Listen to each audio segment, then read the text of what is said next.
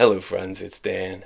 Welcome back. Welcome to another plastic miniature review, this time for the Oathmark Human Cavalry set produced by Northstar. And as with all of my Northstar content, this is sponsored by Northstar, as they were kind enough to send this to me to check out with you. So thank you yet again, Northstar, for facilitating this and all of our reviews. We're very close now to getting all of the range reviewed. I'm doing all the human Oathmark sets here in the lead up to, if you're watching these in real time, the human heavy infantry, which is due to be released, I think, next month. And in fact, I might even have a review for you here within the next week or so if my email notifications are correct. And it was just shipped to me, so stay tuned for that. But in the short term, again, we've reviewed their human light infantry. We just looked at their human infantry, no adjective on it, meaning that it's medium. And then, of course, human heavy infantry coming out here soon. The cavalry sets are interesting to me because they don't actually follow the same naming convention. If you pay attention closely, again, I just mentioned that if it doesn't have an adjective, it's a medium set, because you have human light infantry, you've got human heavy infantry. Human infantry is the one in between. We see that with the dwarf range, we see that with the elf range. It's a pattern for them. What is interesting to me is that the human cavalry on the website, and it's just called human cavalry, there's no adjective. On the website, though, it explicitly states that they are light cavalrymen. It even says like human light cavalry a couple of times on the blurb if you go to the North Star site. The elf cavalry, by contrast, that would imply to me that if there's no adjective for the cavalry, it's the light cavalry, and then the human heavy cavalry is the heavy variant. What's interesting, though, is that the elf range has a elf cavalry set, which is the same kind of build where it's functionally medium cavalry as far as I'm concerned. But they're also making explicitly a elf light cavalry set. So you have to pay attention. You can't just assume that if there's no adjective on it, that it's going to be the medium or the light variant. In this case, no adjective means it's light or light cavalry. In the elf's case, no adjective means that it's medium to heavy cavalry. So take that for what it's worth. If it wasn't clear, this is a sprue review, which are for sets that we've identified that are really just one sprue, or in this case two sprues, repeated multiple times. So in that way we can look at, in this case, again, an example of each of those sprues and give you an idea of what's going to come inside of the set. If you were to get the full box for yourself, you're going to get 15 cavalry models, which is cool. You're going to get 3 copies of the rider sprue and 5 copies of the horse sprue for, once again, 15 total cavalry models. You're also going to get 3 copies of these Reneja flat 25 by 50 millimeter bases. So if you're new here, a particularly warm welcome. What we're going to do is go through each of these sprues in detail. As I mentioned, I'll show off the bits. I'll provide numbers of bits where that's relevant. We're going to assemble these figures, do some kit bashing with the rest of the Oathmark range. I will do some scale comparisons with different manufacturers in my collection, and then I'll give you my final thoughts. So as with all cavalry sets, let's start here with the horses first. These are actually different horses than those that come in the elf cavalry set, which makes sense. The elves are actually, to my eye, at least as they sit on the sprue, the elf horses are a little bit thicker than these, and they also have some decorations on them, like kind of like tassels. There's a piece on the head as well. But these are more just like generic light horses that actually, like from a design standpoint, quite remind me of the 5th and like 6th edition Warhammer plastic horses that you would see with like Empire Pistoliers. These I think are better sculpted, but the poses are similar. So they're nice. They're nice generic horses. You can see too, we're used to basically 2 variants of horse at this point from different companies. There's the 4-part horse where the head and the tail are detached, and then there's these 2-parters, which sometimes have the head and the tail on the same body half. Sometimes in this case it's on the other one. Now let's look at the rider sprue. And once again, we'll do a shot of the front and back here. This is called the Human Cavalry set. On the website it explicitly states that it is light cavalry. But from a design standpoint, much like the elf cavalry set, these are essentially mounted versions of their medium infantry, even down to the equipment options that come on this sprue. I think it's probably more fair to say that if there's no adjective on the name of the set, it's a medium set. for the cavalry and for the infantry, kind of regardless of what the description is on the site. Because even the shield types are the same type. Remember, there's going to be 3 different shield types. The light infantry have like the non-banded, kind of tattered shields. The medium infantry have these exact shields. Here's an example of the just human infantry. And then the heavy infantry I've now seen from some early shots have a like crossbar going across this shield design as well to make them look a little bit more reinforced. So to my eye, in my opinion, these are mounted medium cavalry, which is fine. I'm quibbling over a name at this point. It doesn't really matter, but just want to make sure it's clear when you guys are picking it up for yourself what it is that you're picking up. So as we saw with the elf cavalry, the bodies are in 2 halves. So there's these 2-part body designs. And if you look at the leg there, first of all, the legs are kind of narrow looking, so I'm curious to see how they go together on the horses. I'm used to them being a little bit wider than that. And it looks to me like there are 3 styles of legs, and it's a nuanced difference between them anyway. It looks like the same like core legs, and then some of them have this studded armor, but even that's slightly different between the 2 sculpts. And then some of them they just have like the bottom of their tunic sticking out. And I mentioned it's a 2-parter, which means they are your top halves. And a nice bit of variety on these torsos. Again, difference in armor. Really nice sculpting actually on the like folds here where it's tucked into the belt. It looks particularly good. Little cowl coming down on all of them too.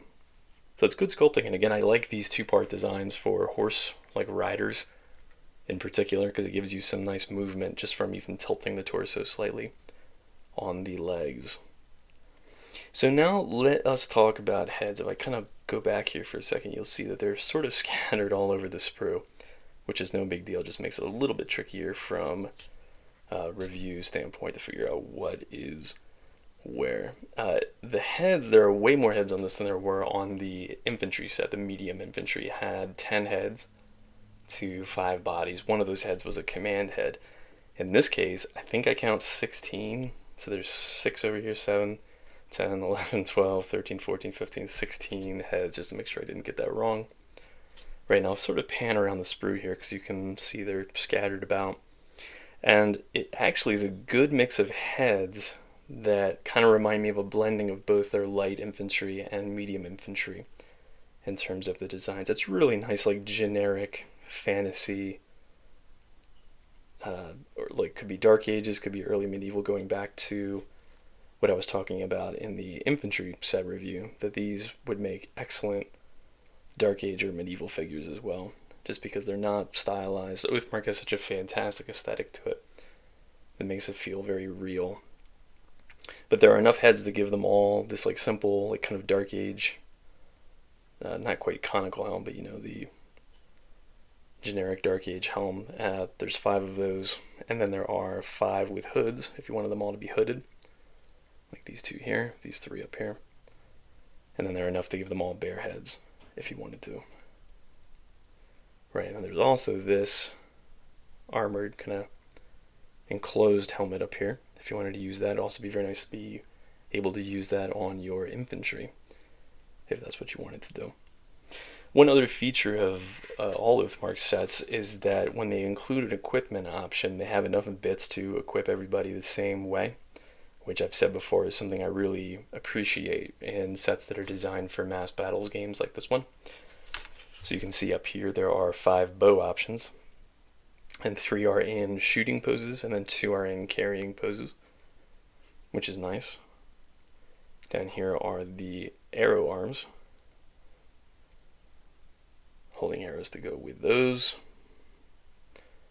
Right, and then there are 5 regular hand weapons, 1 mace, 2 swords, 2 axes, which I think is actually a slightly different composition than what we saw on the infantry sprue. I think it's 1 more axe and 1 fewer sword. Just for a little bit of trivia there for you. The command weapon options, usually they cluster on one side. Again, we saw the armored helmet up here, but there's also a like champion's double-headed axe here. And then there's also a left-handed sword arm, which we saw something similar on the infantry sprue as well. The command bit is up here as well. So from there, you've got 5 of these spears. This is the same spear design that we saw on the infantry. This is like the one thing I'm not a huge fan of with the human range design. Just that I think that that's too broad of a tip. But you could easily, if you wanted to use spears, swap out different spears, like Victrix spears scale up very nicely with these if that's something that you wanted to do.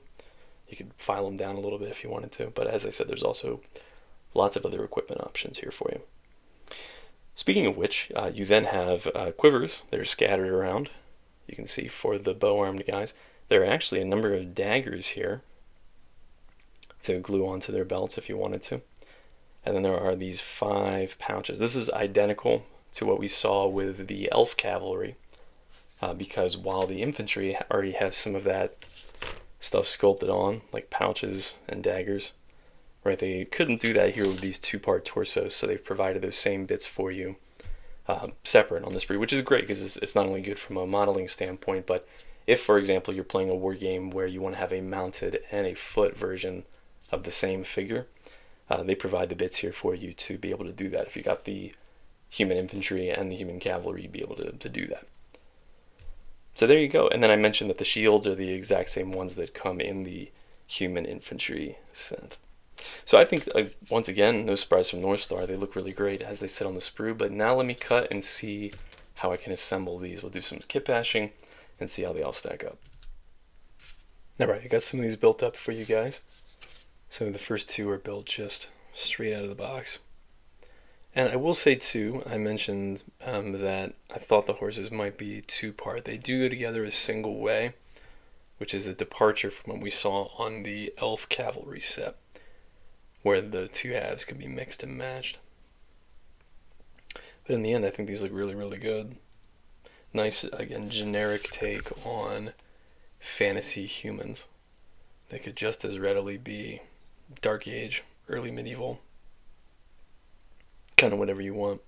I talk about that all the time with like open-ended design in terms of things like we saw in the Northstar Gasland set, where they put a bunch of bits on a sprue for you to decide where they go. This is a similar concept, but instead of the bits being up in the air, it is the like design of the figure itself. The attire, the equipment is generic enough that I think you could use this in a whole host of different projects. Here's one that is obviously a slight conversion. The arms and the head are from the light infantry set, and then the shield is just a Dark Age shield that I pulled in with a little arrow bit from this sprue. I thought the poses actually, despite the fact that the horses only go together a single way, obviously with the then variety you can get with the riders, I don't think there's much redundancy here, but they might be some of the more dynamic horse poses I think that I've ever seen. Like, they almost seem like they're toppling forward, but when you see them in a unit, I'll do a side shot here. It creates the illusion that they're really like galloping at full tilt, which is neat. A couple of minor conversions here. So this is a human light infantry body with head and arms from this set, which is cool just to show that these sets blend together really, really nicely. And then here's with some of the other bodies, some conversions I did here with some different manufacturers, just to show you again, yes, they're fantastic as like fantasy militia or guards, but they could be used in medieval projects, Dark Age projects. This is using arms and a head from War Games Atlantic from their, the head is from the guards set. The shield, I think, is from their foot knights from their medieval range, and the arms are from their foot sergeants. And then going with a more Dark Age look again, body is from this set. The arms are actually from this set, but I then cut off the hands to add in some Victrix bits. So this is using some Victrix Norman bits. So there you go, lots of options for you. Let me throw them on the Lazy Susan and show you how they scale up. Right, I've got a number of manufacturers spinning here. Pay attention to the fact that some have splash or puddle bases, some don't. Because these don't have the names of the manufacturers on the bases, I'll call them out as they spin. So in the middle there we've got Oathmark Humans. Games Workshop, 5th, 6th edition, somewhere around there. Perry Miniatures. Oathmark Humans. Oathmark Elves. Victrix from their medieval line. Oathmark Humans. Wargames Atlantic Medieval. Fireforge Games Medieval. And back to Oathmark Humans. So what's the verdict? I love the Oathmark range. I love the Oathmark Human range. I really strongly encourage you guys to check this out. I'm gonna level with you. Like, I don't ever ask for like likes or subscriptions or super thanks, donations to the channel, anything like that. I really am doing these reviews because I want this information to get out there. And at its core, I really want you guys to look into some of these manufacturers that you might not have seen before or not have given a fair shake before, especially if you come from a Warhammer background, like a Games Workshop background, where I think many of us do. Many of us had that as kind of our starting point in the hobby, and maybe haven't really branched out since. But if you, for example, just staying within that lane, are the old world Bretonnian player or an Empire player, I strongly recommend you check these figures out, because even just straight out of the box, they make for some really fantastic Bretonnians. Middle-earth strategy battle games is another easy, obvious one to me. Any role-playing games, I mentioned Dark Age projects, medieval projects. There's so much that you can do with this set because Northstar has deliberately designed it in such a way to be generic for you. And I think that, as we saw, it scales very nicely with just about everybody. Yes, this is what I get for using super glue. In fact, the best way, this is generally my recommendation with Northstar, the price point is cheap enough that it's definitely worth even just picking up one set just to see if you like it as much as I do. But if you're committed, the best way to do it is really to pick up multiple Northstar sets in one go. In fact, I think on their website they've got a human army bundle where they have one of each of their current boxes, and it's for a slightly discounted price. They throw in some metal character models for you as well, which is great, to have some kind of deal on top of it. But really, these sets become exponentially better when you start blending them together, because they're designed to do that. They're all scaled the exact same way. They have the exact same attachment points, even between different ranges like Frostgrave, Stargrave, different factions within Oathmark. So you can really do some incredible stuff when you start blending these sets together. And yes, are they great for Oathmark? Of course, but as we just talked about, I think that they are also great for a whole ton of different projects that might come to your mind, stuff that I haven't even thought of. So check them out. I got a link down in the description to the Northstar site, and I'm really eager now to see how those human heavy infantry look. We should have a review up probably within the next couple of weeks here, so stay tuned for that if that's of interest to you. Appreciate Northstar yet again for sending this our way to check out together, and I'm really grateful to all of you for staying here to the end to review this with me. So appreciate you. Till next time, happy gaming.